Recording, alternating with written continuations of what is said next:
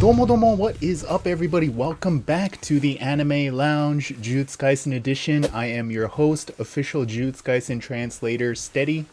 We are here for anime episode 3, manga versus anime comparison. So of course a little disclaimer for anyone who's watching who might be only watching the anime.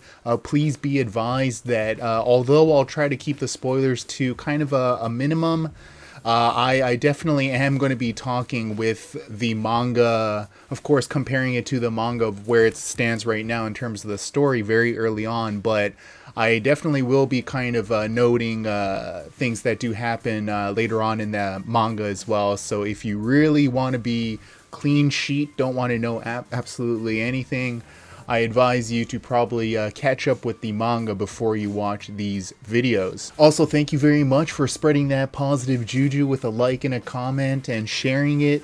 These videos, if you know friends, family, anyone who might enjoy some Jujutsu Kaisen content. I got stuff going all the time, but let us get into it for today. I gotta say it was a very tear-jerking episode, I'm not gonna lie.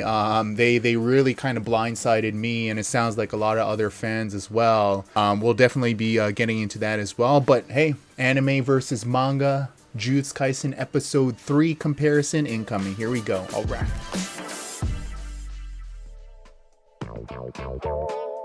So episode 3 is titled Girl of Steel. Now, Girl of Steel is chapter 4 of the manga, and episode 3 is covering both chapters 4 and 5. So it looks like episode 1 was only chapter 1, but episode 2 was 2 and 3, and then now we got 4 and 5 here. So it looks like we're going to be going on with that pattern for a while. We start off with, remember last episode we had Gojo Sensei at the dorm with Fushiguro and Yuji saying, hey, we got to go pick up the third first year. So they are here at Harajuku Station, the famous Harajuku. I'm sure you guys have heard of Harajuku before. And a little fun tidbit here, this is indeed the actual station here, and how it looks like in real life. Kind of copyright things with later on, like it's supposed to say JR, but it says JL instead, for example. But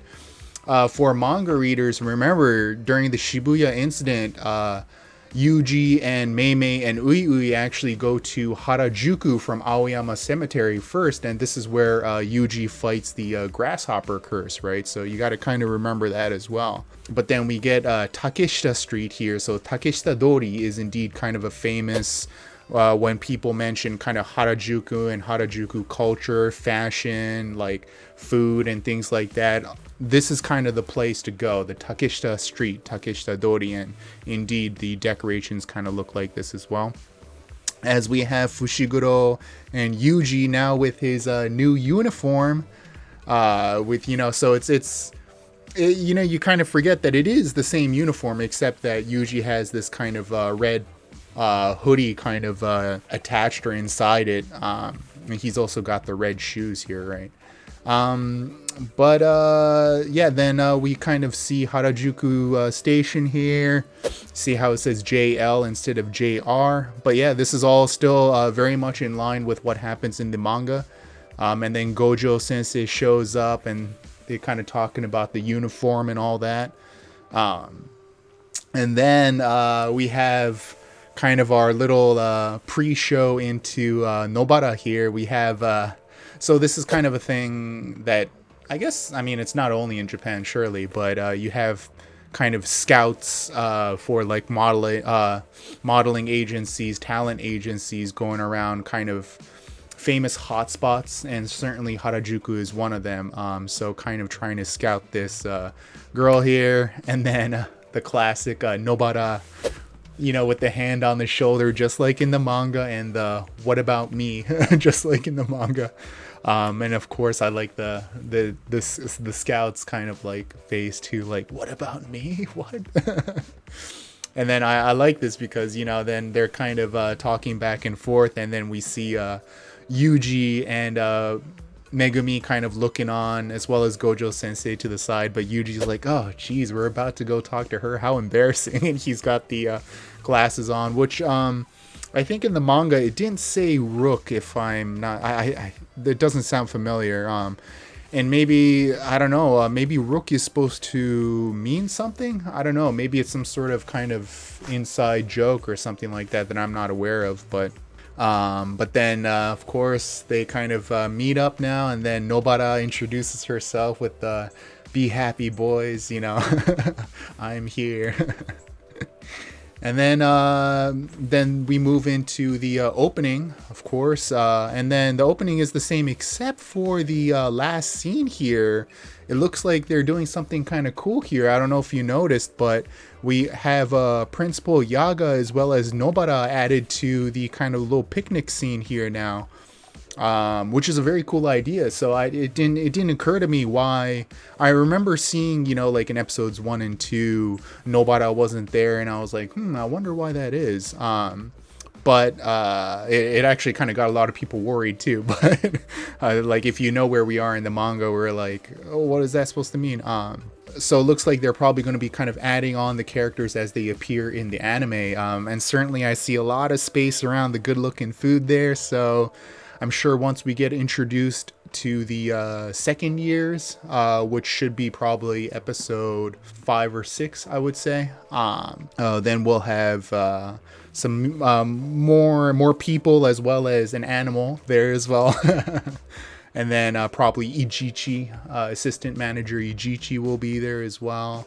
Yeah, so that's a pretty cool idea. Maybe we'll have even more like Nanami there, and I don't know if even like the Kyoto school will be there. I don't know if they're going to go that far, but maybe just Tokyo High. But yeah, very cool as we move back into the episode, and then we have Nobara kind of getting a good look at her new classmates and being very judgmental. As we have our kind of title screen here where it says Dai-san wa Tekkotsu Musume, I guess, which means Girl of Steel, right? So that is chapter 4.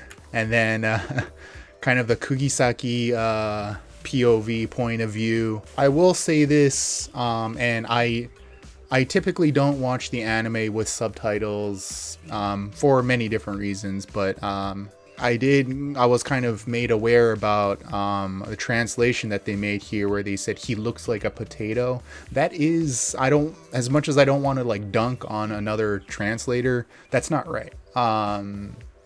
It's what she says is miru kara ni imo kusai. Imo kusai, imo is potato, kusai is kind of like smells like, or in this case it's more means kind of like is like. So what it actually means is she's saying he looks like a country bumpkin, like, you know, from the countryside. You know, you can take one look at him and he looks like a country bumpkin is what she's saying. Which the joke is, I mean, the fact that Nobara is even more from the country than Yuji is, so the fact that she's saying that is kind of funny. But perhaps the translator of the anime was not aware of this phrase. But anyways, then Fushiguro obviously kind of she says the line about like, man, he just introduces his name. I don't like guys like that. Plus, he looks like the kind of guy that she said like lights seagulls on fire or something like that. She says the same line in the anime. So they're keeping a lot of that stuff in as we get a look at her disappointed face here.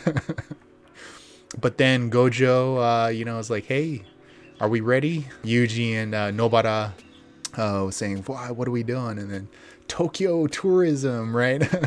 So, of course, Nobara and Yuji, they're from... Yuji's, from Sendai. He's from the city. It's not like he's from the country. He's just from the north. He's not from Tokyo. But Nobara is definitely from the country, as we find out kind of more, right, later on in the episode, as well as the manga as well. And then we get the classic, the gleaming face by Yuji and Nobara. I love it. But I like what they did here, especially with the background, kind of this is a thumbnail worthy kind of shot for sure. And then I like how Nobara is getting excited. Let's go to Tokyo. She says TDL. TDL is Tokyo Disneyland, is kind of the abbreviation.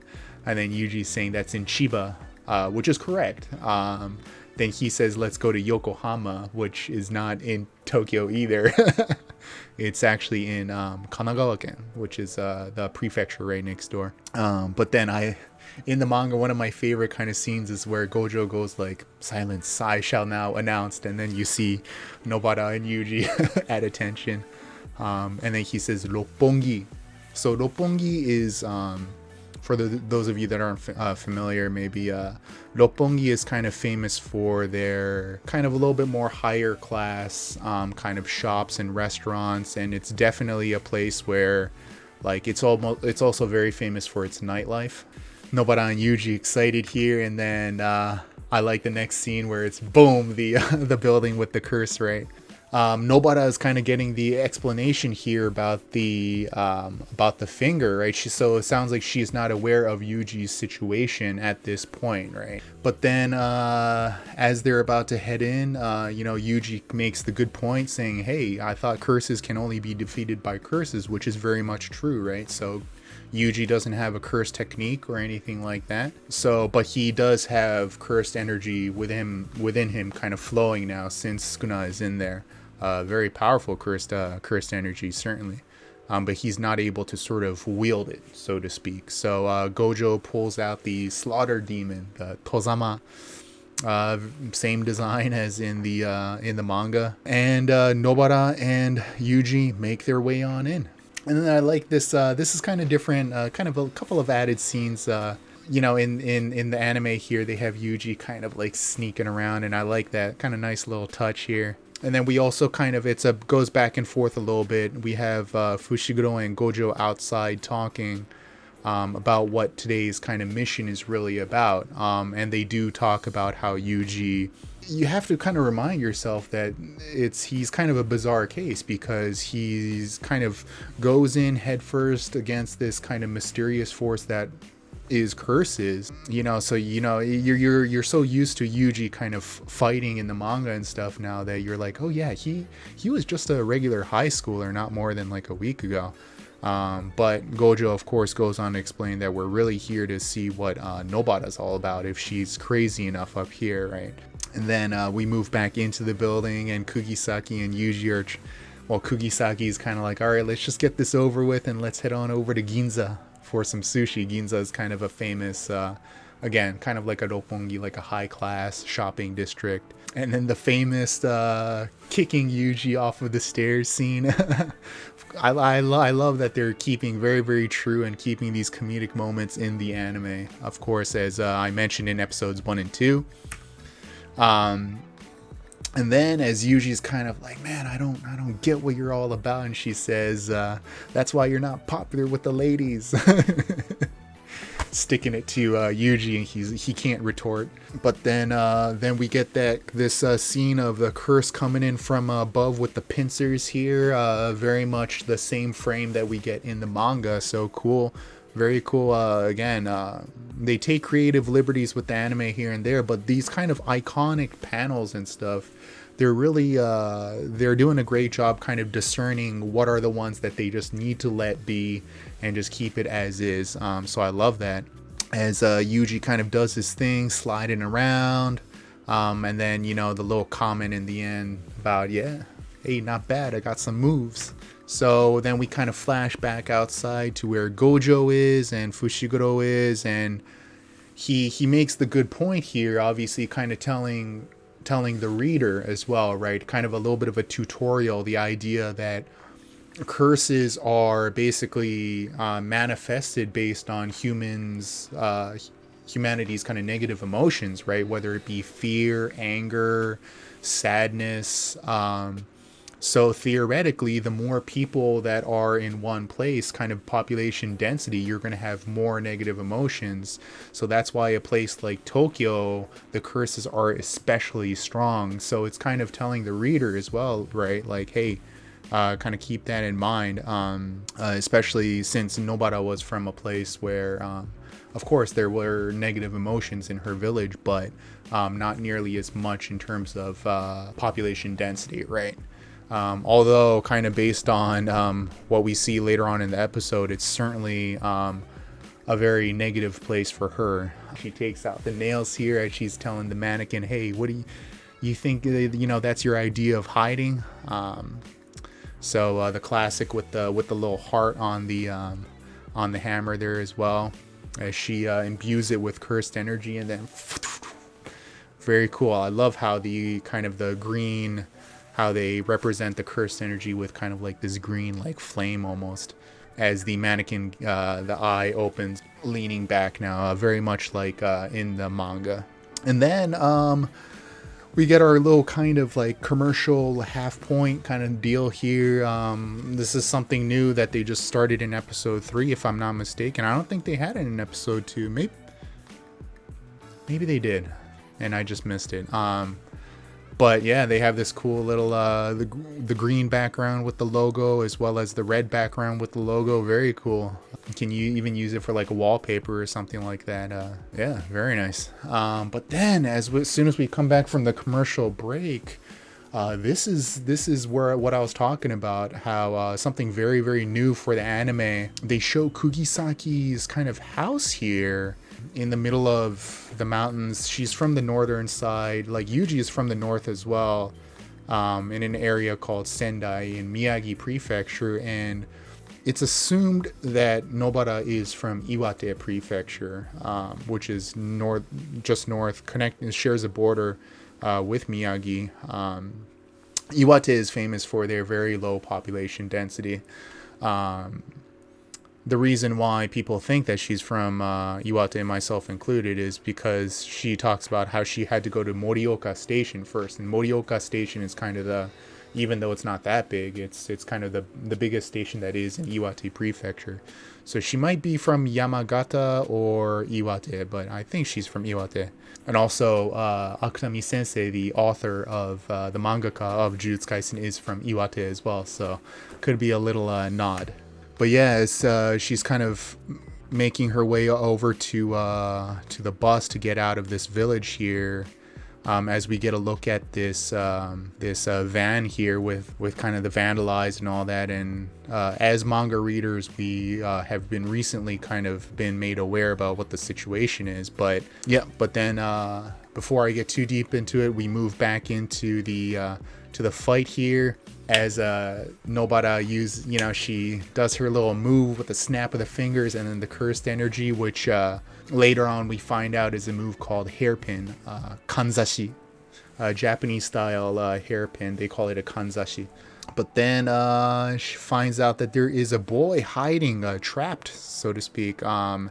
And very much looks like the same boy that's in the manga. And I like how she approaches him and saying, all right, hey, everything's good, let's go. And then he's and then it's funny because Nobara kind of makes the remark about how kids don't approach pretty women, which I don't know if that's only a Japanese phrase, but they do say that in Japan. Bijin ni wa natsukanai kodomo ga. The idea, that kids don't. it's I don't know if it's just kind of a Japanese thing, but anyways. But then we get that kind of a little scene here of the boy reaching out, like, don't go. Just like in the manga, same frame as we have the curse coming through the wall here. Switch back to outside with Gojo and Fushiguro, as Gojo's kind of explaining, to Fushiguro. He's so used to this idea, right? But again, it's kind of telling the reader here the idea that curses are on a different level, not necessarily just cursed energy, but they're able to kind of have this rationale and able to kind of put the stakes on the table. And it's cool how they represent it with this little panel here of the hearts on kind of this scale, right? Just like in the manga, very much the same scene. And Nobara recognizes that the curse has now taken the boy hostage, as she says, hey, I'm empty, no weapons. And then as she's kind of starting to kind of give up here, we see Yuji's coming through the wall. I love this. It's just so funny, kind of, when you first read it, you almost kind of skim through it, but kind of looking back on it, you're like, yeah, but he just punched through a concrete wall, which Nobara, of course, later on kind of comments about. But then Yuji kind of pushes on through here, grabs the boy, and slices the arm off. So he's definitely got some moves, like he said. So I like definitely kind of Yuji, kind of establishing this kind of idea of the Shonen Jump protagonist, kind of making sure that the hostage is, taken care of first, and very much kind of classic Shonen Jump right here.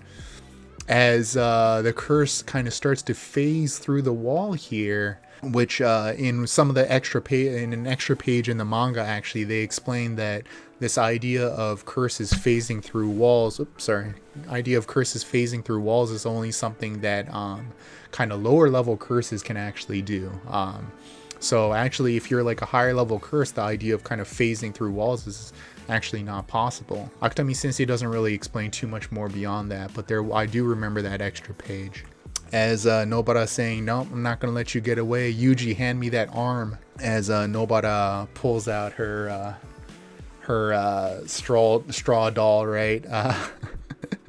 And then of course I love the comment here with Yuji and the boy. They're like, "Oh, a straw doll." It's like, oh, that's weird, because it very much is kind of like, voodoo and kind of like that kind of stuff, kind of creepy stuff. So I like that little comment as Nobara, and this is where the music is really kicking in here too. If you remember, it is the same music that they had going on in the very first trailer too, which I love it. They have the kind of the Chinese two-stringed violin going on. Called the Erhu. So a really cool theme. I don't know if it's supposed to be like Nobara's theme or just kind of like a theme in general. I don't know. It was really cool though. So as you kind of have the rap going on as well. And Nobara just, man, I love how they're handling the action here. I will say, I don't know, maybe it's just me, but as she's hitting the nail here, it's, I don't know if I'm being a little bit too harsh, but it's a little awkward the way that she's kind of like sideways, like in midair as she's, but anyways, it's whatever though. But she manages to land the hit. She uses a move called Resonance, which of course manga readers are very familiar with. But then this is where they get really into the tear jerk. It was so cool.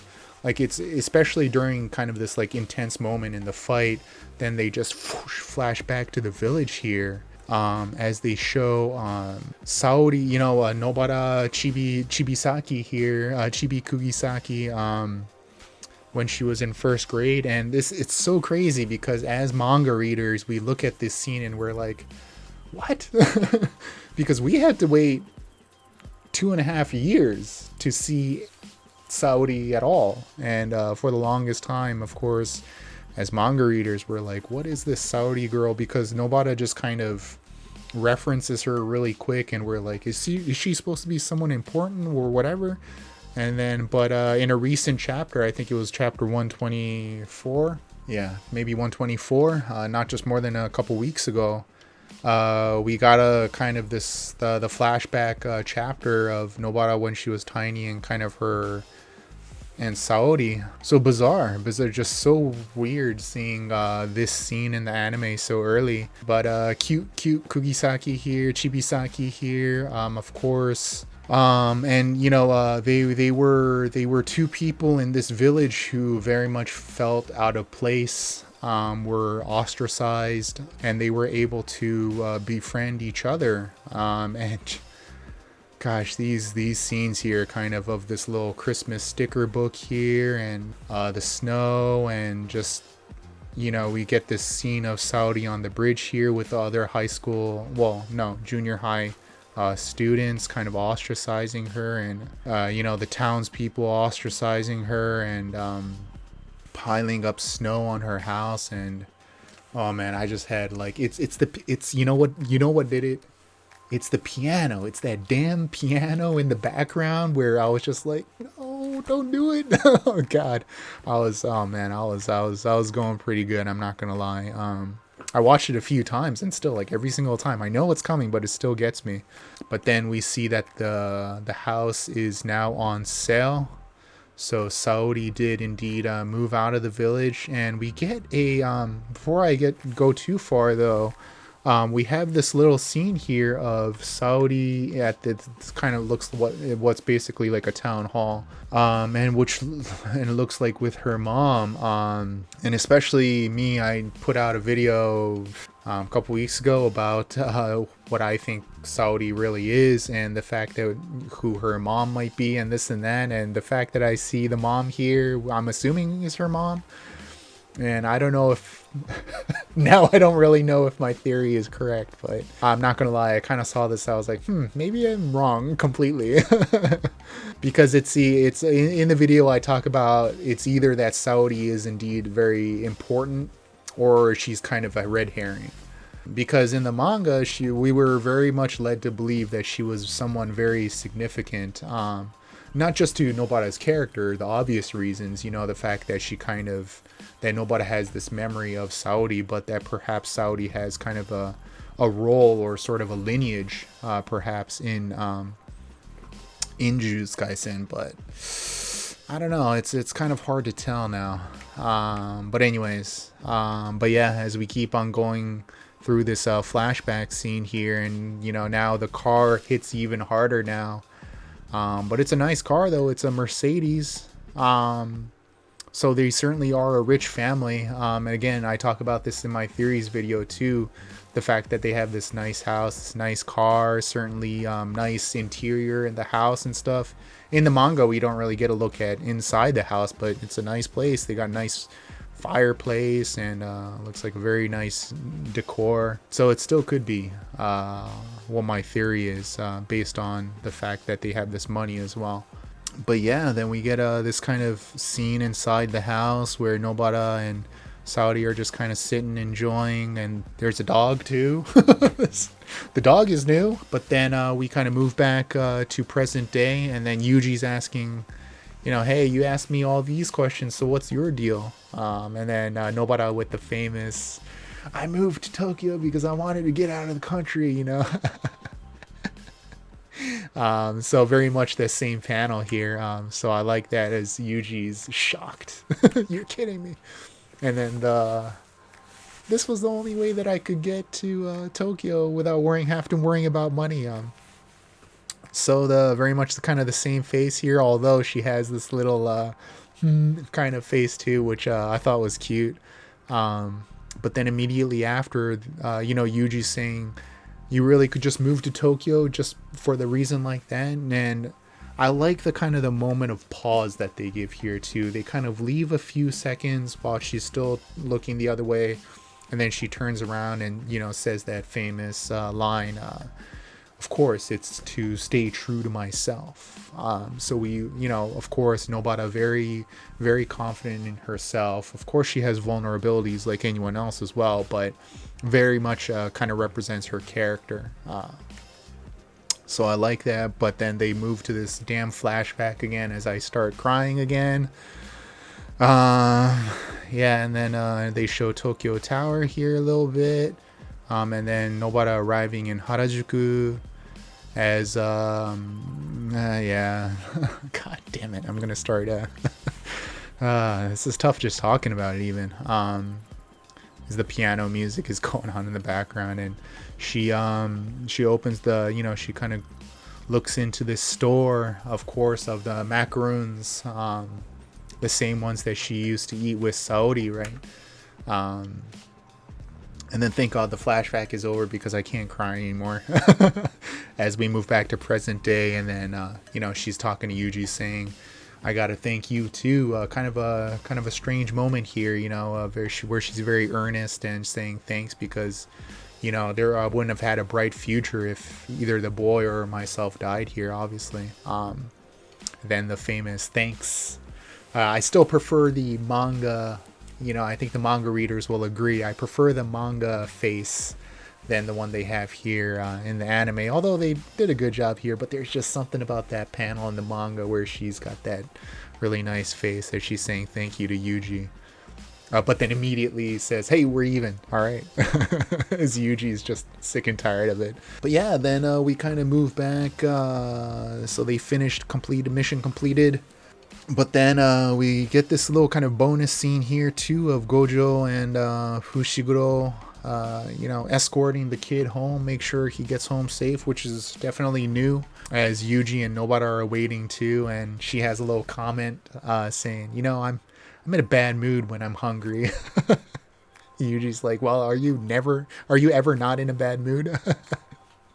So this is new as well, because in the manga they very much like, after Nobara said thanks and said, oh, we're even to Yuji, we immediately just kind of like flash to outside of the building, and we don't have this whole like, them walking around and stuff. So I like this where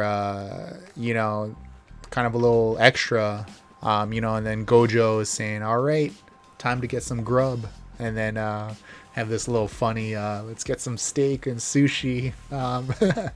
So very much more dressed up than it was in the manga. As Fushiguro too, it's just kind of like, what is he doing? Like scrolling through Instagram or something. And then Gojo's kind of like, all right, well, let's get out of here. We'll leave this party pooper behind. I like that little kind of extra humor there. And then again, this is few new lines here too, is as they're just kind of walking along the street here, and Nobara makes this comment about, oh, you're just brute strength and you ate a cursed object, isn't that what you're all about? And you're kind of like, yeah, that is kind of what Yuji is all about. Of course there's a lot more to Yuji, certainly, but I like this kind of this little moment here as Fushiguro is kind of pouting. And then we get Yuji's kind of laughing face here in the manga as well. Same kind of face, but then as it kind of dissolves out to a new voice, which must be Ijichi. Hold on, let me check something real quick. Okay, so I just looked it up. The voice actor for Ijichi is this guy called Mitsuo Iwata, and he's famous for his roles such as Shotaro Kaneda from Akira, Ivankov Imperio, and One Piece, as well as Sunny from Toriko. So I'm pretty sure that it is Ijichi that's kind of talking over this little record of incident scene here, and I really like the voice. I'm telling you, they're just absolutely nailing the voice cast here.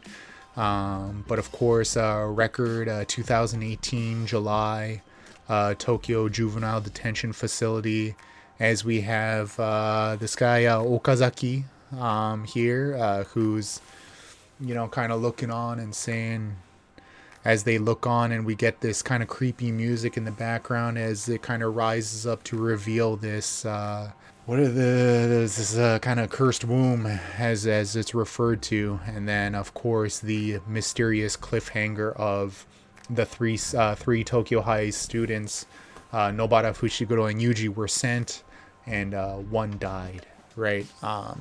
So of course for anime only people, it's like, oh, what does that mean? And of course very early on in the manga we thought the same thing. So yeah, and that's kind of where the episode ends, although we get this kind of bonus JuJu sample, the JuJu Stroll, I guess is how it would be translated, as they're trying to decide where to go to eat, and then Nobara wants sushi, and she wins the rock, paper, scissors, as she's jumping up for joy here, cute. And then Yuji points out, hey, have you ever even been to conveyor belt sushi before?